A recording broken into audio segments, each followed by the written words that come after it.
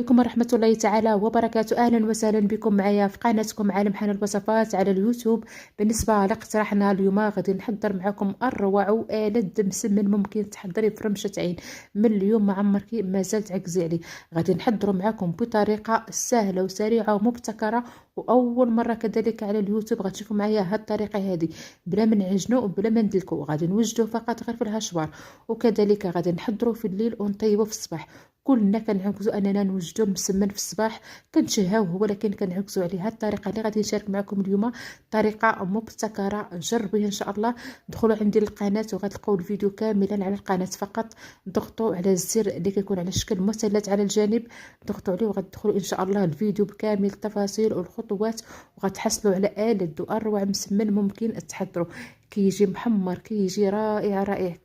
طريقة التحضير ديالو سهلة وكذلك مبتكرة على القناة.